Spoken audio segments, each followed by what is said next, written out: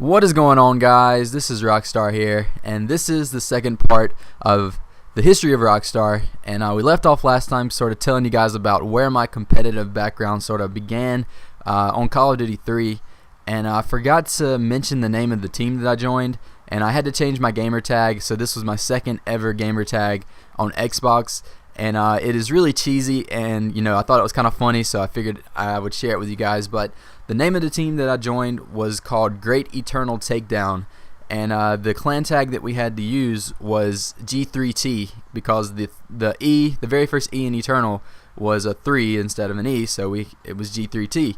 So I changed my name to G3T Nailed, or Get Nailed, and everybody in the team sort of had cheesy names. Like, I know the guy that joined with me from my very first team that we had, he joined, and his name was Get Schooled, and just everybody in the team had all of these like cheesy gamer tags and whatnot. But somehow we were actually a pretty decent team, and I played with this team for a few months before actually leaving and joining another team. And I don't remember the name of the team that I did join, but the team that this team is sort of the guys that I sort of carried over with to the next game, to Call of Duty 4, and these guys are definitely going to be some of my just all-time Xbox buddies, just people that I sort of started out with. I'll definitely remember these guys for the rest of my gaming career, and you guys know who you are if you're actually watching this video. But these guys, this is just sort of where everything took off. But I played with these guys for throughout the rest of Call of Duty 3, and next was COD 4, and right before COD 4 came out, they actually had a COD 4 beta, but I could not get my hands on a code for the beta, and I just could not get it. I could not figure out how to get it, so I actually did not get the chance to play the beta, so I had to wait until the game actually came out to test it out. And when the game finally comes out, I go get it. And I actually think it was like a week or so later before the game actually came out. This was before I don't even think they had midnight release for it or anything like that. But when I finally got the game, all these guys that I ended playing COD 3 with, we all instantly started trying to get to 10th Prestige. And I mean, this was the first time we had seen anything like this in Call of Duty, so it was kind of exciting, to actually be able to prestige and do all that stuff. So we were just all kind of in a race to get to 10th Prestige, but it didn't take long. And after a while, playing pubs sort of got boring for us, so that's when we turned back to GB and started mainly focusing on GB. So we make a team and we start playing matches, and by now the competitive aspect of Call of Duty has grown a lot. So there are a lot of crazy good teams that are playing, and this is sort of when sort of MLG starts coming into play with the competitive scene on COD 4. And around this time, I think they start doing the PCL ladders and other small online tournaments on Call of Duty. And this is sort of where I got really interested in the competitive side of Call of Duty, and I just mainly started focusing on GB at this point. And I actually left the team that I made with my buddies, and I ended up teaming up with Clayster. Not sure if you guys have heard of Clayster. He's still actually in the competitive side of does all the MLG stuff still. And I actually did not know he was still around until MLG Dallas. And I was just it was kind of crazy to see him actually playing there, and just thinking wow, I actually was teammates with this guy at one point, and we played together for literally months. We were on the same team together, and it was me, him, a guy named Nitrous, who was actually the #1 ranked GB player, or he had the #1 GB rank on GB or on Game Battles when we were playing with him.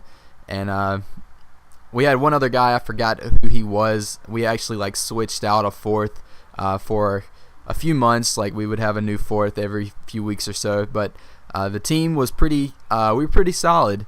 And my GB rank from just playing with those guys, and we literally won almost every match. And my GB rank ended up getting in the top 100. And it's kind of cool to say that my GB rank was actually in the top 100 at one point, because there were so many people on game battles. And back then, GB rank was actually like a big thing. Like, people actually tried their best to get ranked as high as possible, and you actually had to put in a lot of effort to get your GB rank to be so high.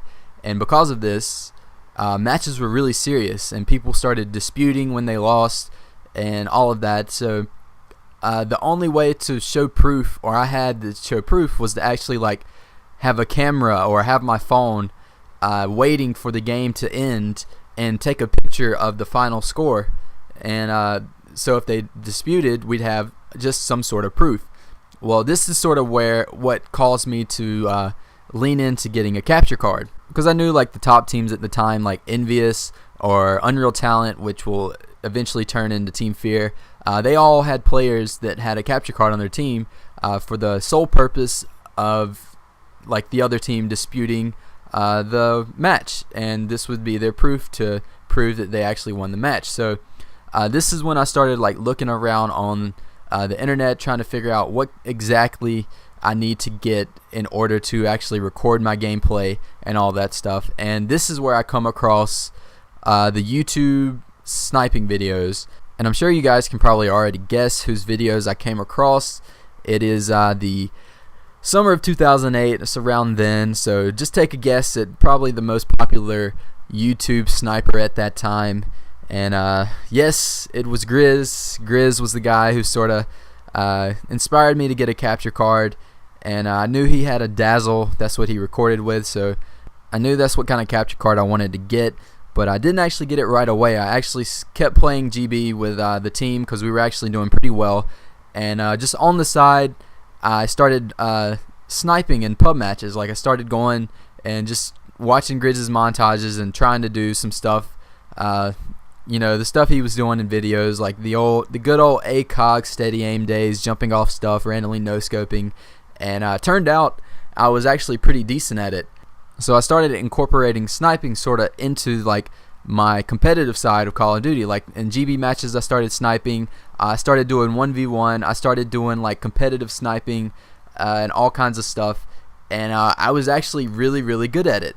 So I knew I would be getting a capture card very shortly and actually start making videos once I saw the success I had with sniping.